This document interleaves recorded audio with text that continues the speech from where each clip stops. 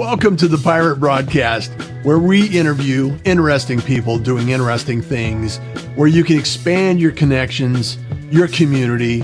Kindness is cool and smiles are free. And let's get this party started. And it's a fabulous day, and I hope that you are having a wonderful opportunity today to actually think about what you're going to do, how are you going to do it. And today we're going to be talking a little bit about mindfulness and a little bit of how we can actually improve our lives with, just paying attention to some things. So, and I brought my coffee mug, Kindness is Cool mug out. So got you today. And so today we have, interesting people doing interesting things, and today is no different. So if you're watching the show live, thank you. All the gratitude in the world for you being here, whether you're on YouTube, Facebook, LinkedIn, or Periscope. And also, we got Jay in the room. Good morning, Jay. How are you doing, my friend? Good morning. I'm doing really well. It's a beautiful day here in New Jersey, and happy to be here with you, Russ. How are you? Oh, fantastic. So Jay's already been out for a walk, and he's had his morning routine going on, and I got my gratitude routine on. And apparently, I can't talk this morning. And also, we were talking before the show about some of the things we're thankful for and grateful for. And for those that don't know you, Jay, give us a little sidebar on who you are and how you help others and what you're doing today to find some joy in your day. Yeah. So who I am, it's a big question. And so I'm a father. I think I like to mention that when people ask me, because I think that's a big part of who I am. And I'm someone who has experienced a great deal of ups and downs, just like all of us. And I think that my experience has molded me into who I am today. And so I've had events throughout my life that have shaped me, right? And oftentimes those events are tough ones, right? And so years back when I suffered a loss suddenly, my dad passed away. He wasn't sick; it was a heart attack. I think that was one of the moments, right? We all have these moments, and that was one moment that changed the trajectory of my life, Russ. And so that led me to find mindfulness, and from finding mindfulness, and it wasn't for anything outside of managing through the grief. What I found was that it helped me to be a better human being, a better father, a better worker, a better leader, a better friend. And it propelled my life and changed my life completely to where it led me to start working at a company like Tesla, working my way up there. And now I'm at a point where I'm saying, okay, I want to bring this to the world. I want the world to understand the benefits that mindfulness can have for them in both their personal life and in the workplace. It's interesting that you'd say that, because so many times, this has been my experience, so I can't speak to everyone, and I don't want to generalize. However, in my experience, sometimes we lose track of being mindful and self-aware because we're so focused on the goal that we imagine we need to achieve. And what I mean by that is that the dream, the American dream, and big house, big cars, all these things, two kids and a dog, or whatever it happens to be in your idea of this dream. Sometimes we lose track of mindfulness, we lose track of our self-awareness, and it really becomes a burden in our life, and the dream becomes a nightmare. And so without going after mindfulness, it's sometimes challenging. Have you had that experience? I mean, working at Tesla has to be, a little bit of a challenge, a little bit of a competitive environment, and at times. And so, did that spark or create or build awareness around why mindfulness is important? Yeah, that's a really good question, and I struggled with that. Yeah, I struggled with that a lot, Russ. I think in a very competitive sales environment where I started. And then I got into the training department, and it is the next goal, and then the next thing, and then the next thing. And if you will let it happen, you're lost and you are just going through the motions with this expectation that, oh, I'm going to be happy when I get there. And then you get there and then you're like, oh, this is nice for a little bit, but now I'm only going to be happy when I get there. And then when does happiness actually happen? When are we really content? When are we okay with the present moment? And so I think that, yes, I've experienced it. What I think is the solution is a required practice, just like we go to the gym every day. Well, we're not really going to the gym right now because of COVID, right? But if we were to be going to the gym, we would, or exercise, I should say, going for a walk every day. Yeah, going for a walk, doing push-ups, whatever we do, right? But if we do that every day and we have that consistency, then we're not falling so deep into those mindless autopilot type of mindsets, and we're remembering to stay present. So I'd say the practice is important. A type of mindfulness practice is really important, as well as giving yourself little breaks throughout the day to remind yourself not to fall too deeply into the motions of I'm just getting to the next thing. The trap of the dopamine rush of getting to the next level. You know, that little rush that, oh, yeah, that lasted for a few minutes.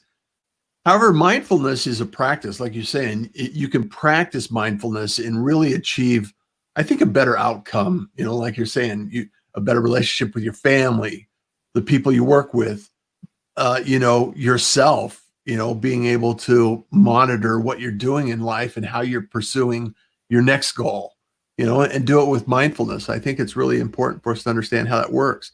How have you discovered your path in this? Because I know you have a course coming up and we'll talk about that a little bit.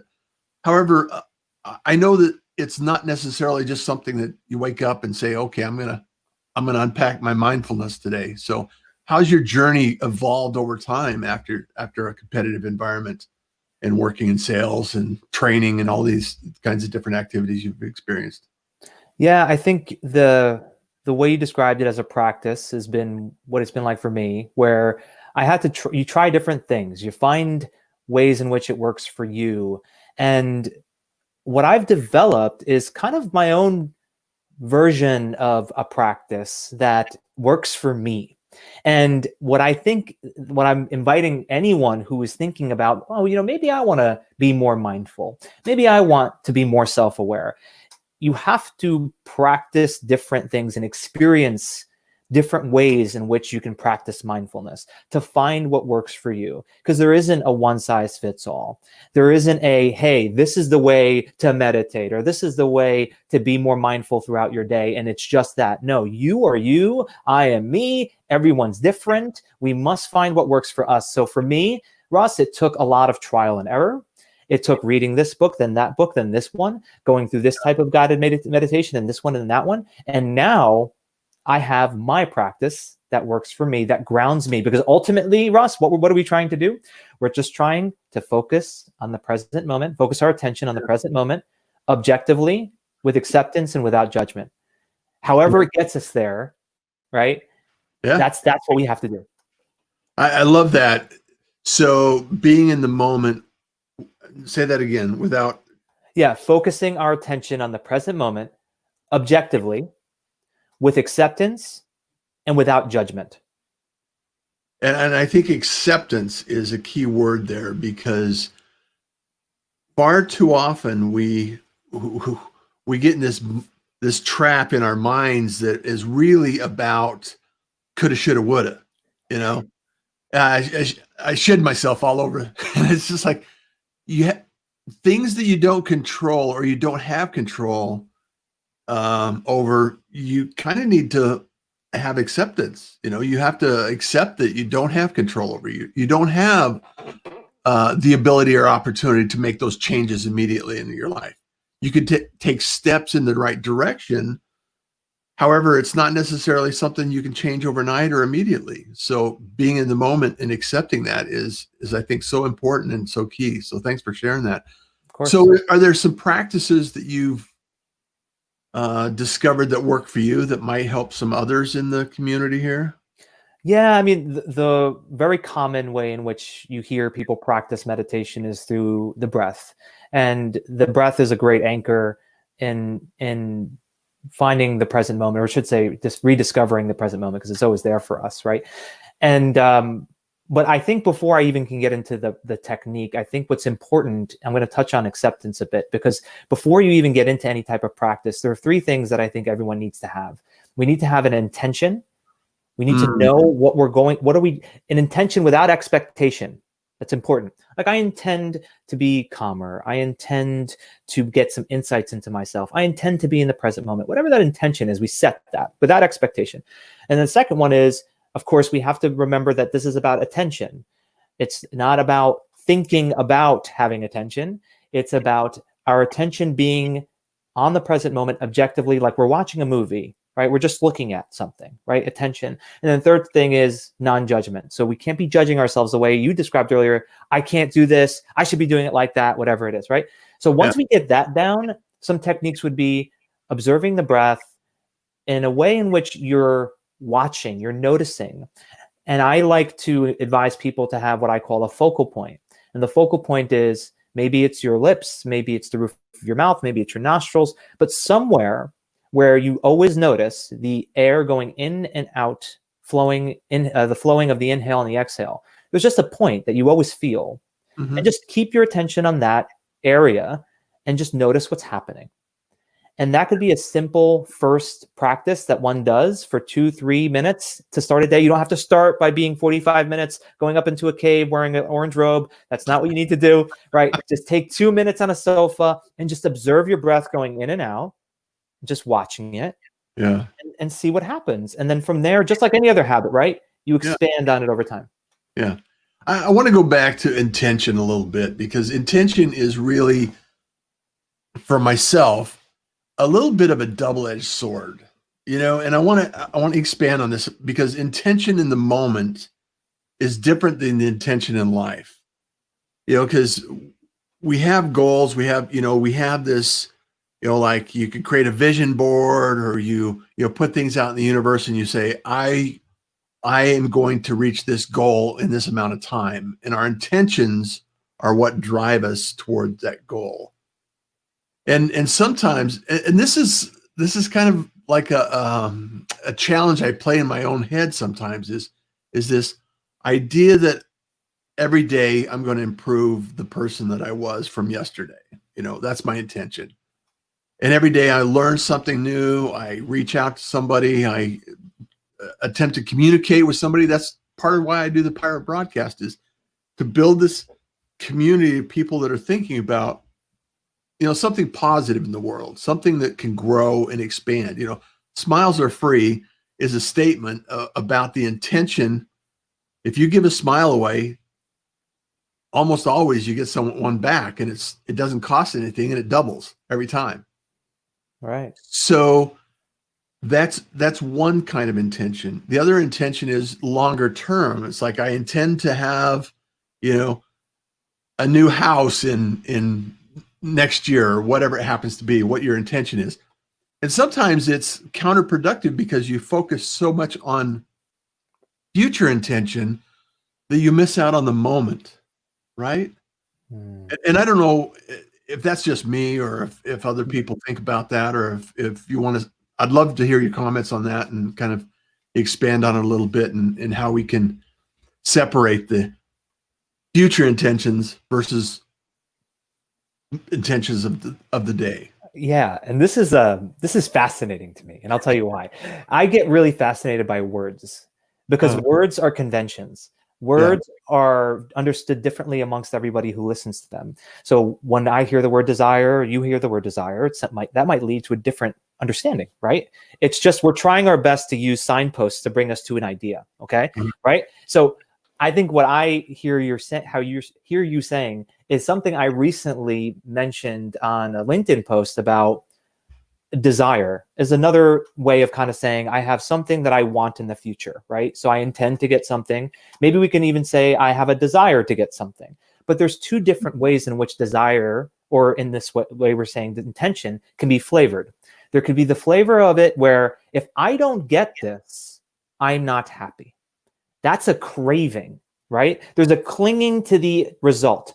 That desired object that I want, the object of my desire, is what I need in order to feel fulfilled. That is unhealthy. And I think Mm. that's, if I'm hearing you right, that's what you're saying, that that's an unhealthy desire, because in that, we're not present. We're always thinking about what we want next. But the other way to think of it, go ahead. Or just to clarify that is that there have been many times in my life where I thought, because we don't know the outcome of our efforts. You're a trainer, you're a trainer. And when you train somebody, you train them for a specific outcome. Correct. However, as an individual that has an idea about what they want in life, they pursue that goal. However, once they achieve that goal, it may not necessarily be the outcome that they thought they imagined when they first began the journey. I know exactly what you mean. And that's where we fall into traps, where we're so attached to what we think is going to bring us that fulfillment that we set out for.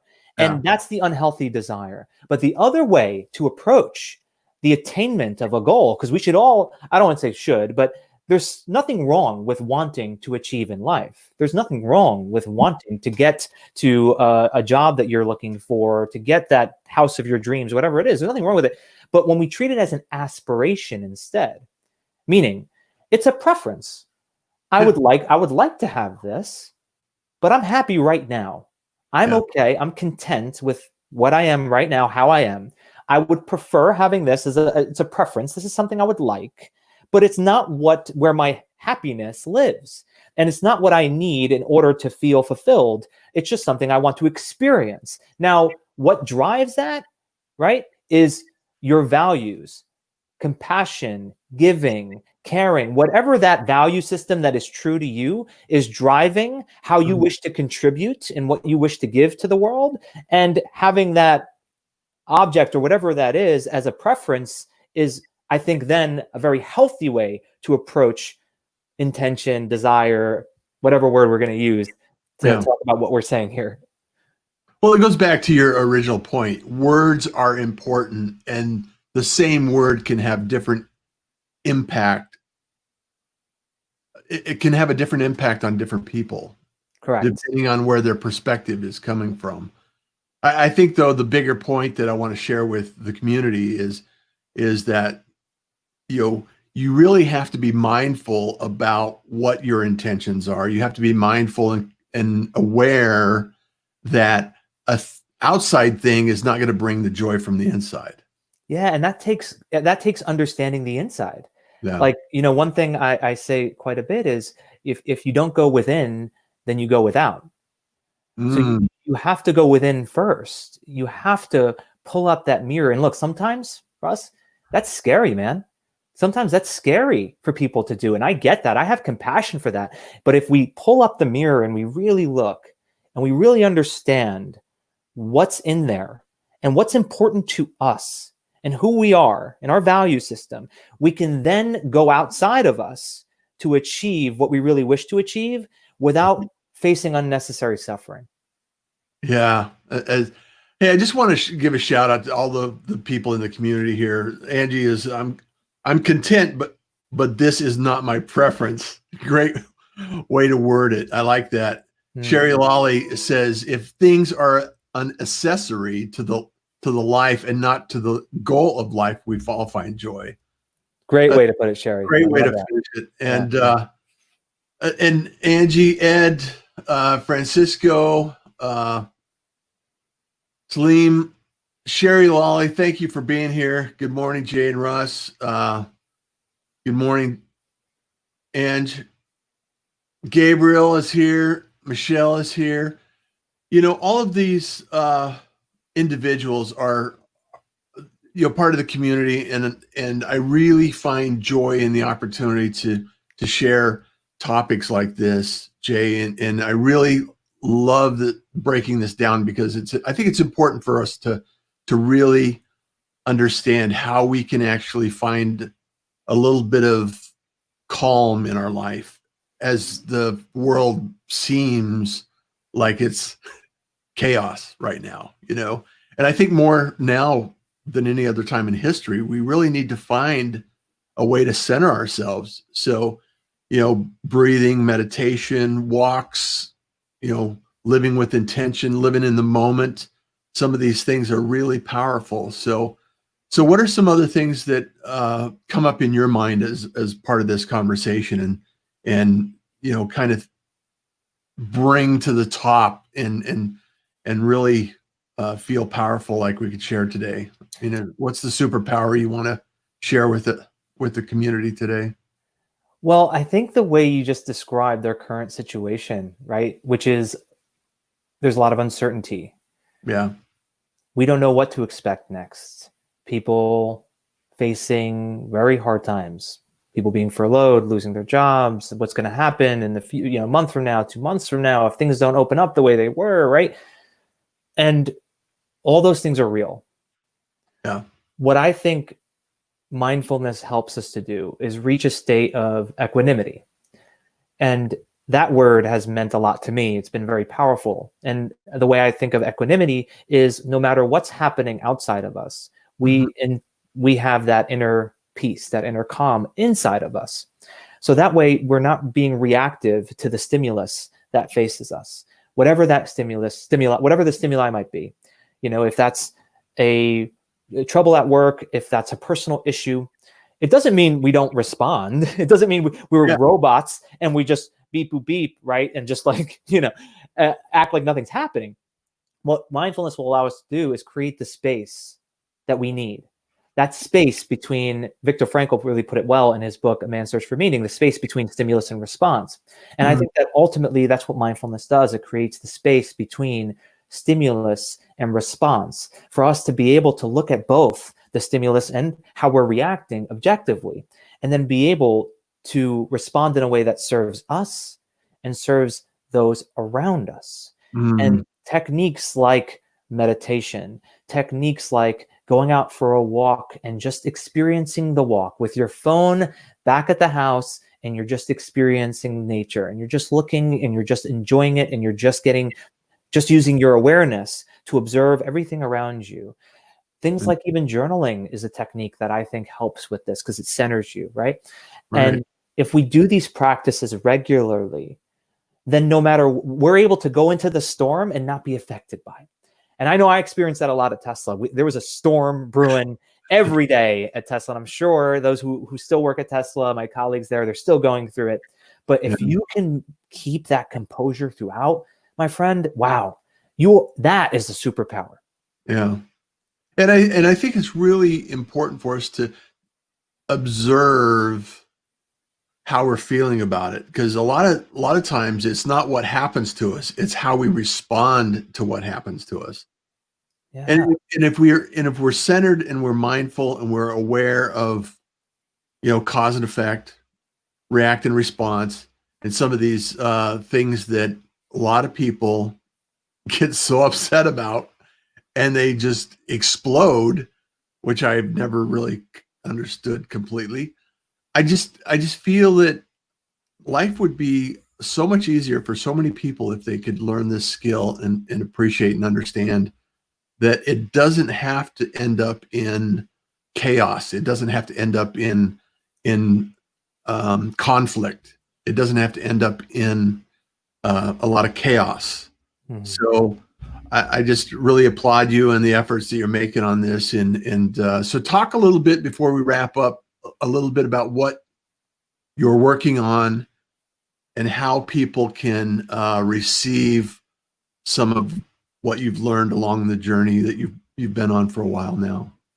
Yeah, I appreciate that, Russ. I've been putting together everything that I think would help take what is perceived oftentimes as something very complex and simplify it in a way that is digestible and get the understanding and the application of the basics of mindfulness and how to be resilient through these challenging times through an online course. And the online course is tailored specific to the professional environment because a third of our lives are spent at work. And if a third of our lives are spent at work, we need to be able to manage through what we face in the workplace. So Yeah. my online course is going to be available hopefully in July. I'm doing my best to get it ready by July. It's going to be video content, interactive games, activities. It'll be a lot of fun. I'm taking everything I've learned and how to create an entertaining training program, which is something I've done for years now, and bring it into the space of mindfulness. And the way in which, if anyone's interested in checking it out, my website is jabassi.me. And they'll find everything that they need to know right on the website, and they can join the list for when that course will be ready. And for anyone listening, also, as always, you can find this broadcast and this message and all of the links to Jay's site and activities on russjohns.com. So, you can go back there and look out if you want to get signed up and connect and make sure. If you're not connected to Jay as well, LinkedIn is probably a good source to connect. Any other platforms you're on, Jay, you want to share with us?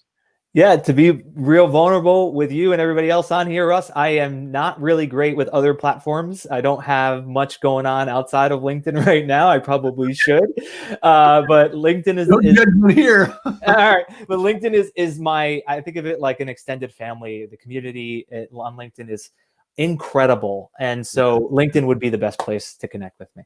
Yeah. Yeah. I think it's really, as we wind down the week and people, some people have weekends. My days are kind of like, I like the routine of every day. I do pause the show over the weekend because a lot of people do take the weekend, but I just find it really, I really find it fascinating to discover what people are doing and how people are thinking about the world. And so it's really refreshing to have you here, Jay, and talk about mindfulness and meditation and some things like that. And I'd like to continue to bring those topics to the table and make sure that people understand that there is value, there is a goal. It's not necessarily, to buy a new car with your mindfulness or anything like that. It is a skill that has to be learned. So I just really appreciate the fact that you're here and you're bringing value to the table. So so I want to ask. I appreciate it, man. Thank you so much, Russ. This has been a wonderful conversation. Yeah. So I want to, if you have one thing to leave with the community, what would you like to wrap up and leave with the community? Because I want to, I want to leave some nuggets of knowledge here as well. So I would say, listen, we all have our dreams. We all have our desires. We all have things that we want in life, but you experience all of it through this. Yeah. And it is crazy to think that we don't take 5 minutes, 10 minutes in a day to take care of it. So I would encourage you, I would invite everyone to just give yourself that self-care so that way you can best serve the world and live the best life. I love that. I love that. Well, Jay, you got any big plans for the weekend now? Big plans for the weekend. I will be working the entire weekend, Russ. That is my schedule, man. So Wednesday I homeschool for the whole day, my 8-year-old, my little girl. And so I don't that Wednesday's like a weekend day for me. I still work a little bit, but for the most part, I don't. So that way Saturday ends up being a full work day. Sunday will be like a half work day. But outside of that, I'll be spending time with my girlfriend. I'll be spending time with my daughter and just hanging low, man. I'm hanging at the house, probably watch a movie or something. That's it. How about you? Yeah, I'm a caretaker for my parents, so I'll just be caring for mom and dad and taking care of them and making sure they're okay. And I got I've been a remote worker for over a decade, so I do have client work and I do have activities, and I'm also launching the Pirate Syndicate. So just like I do the Pirate Broadcast, I have the Pirate Syndicate where I produce the show for everyone, start to finish, all of the promotion in advance, promotion after the post show, the social media, the production, the podcast, the transcription, everything that goes into it. And so I've been crafting this platform, and I have some clients on board that I will be getting ready to launch a few more shows. And so that's a big passion of mine, is allowing people to share their voice, to be seen, to be heard, to be talked about in a positive way. So that's my big push for the weekend is That's wonderful.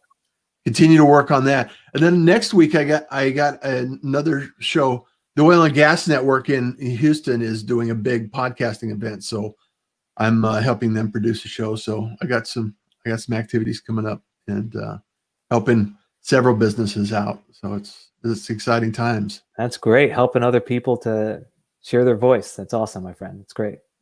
Yeah. So thank you so much, Jay. I really appreciate you and all of the work and stay mindful and helping others stay mindful or learn about mindfulness and everyone, do have some self-reflection and take some time out for yourself. You deserve it.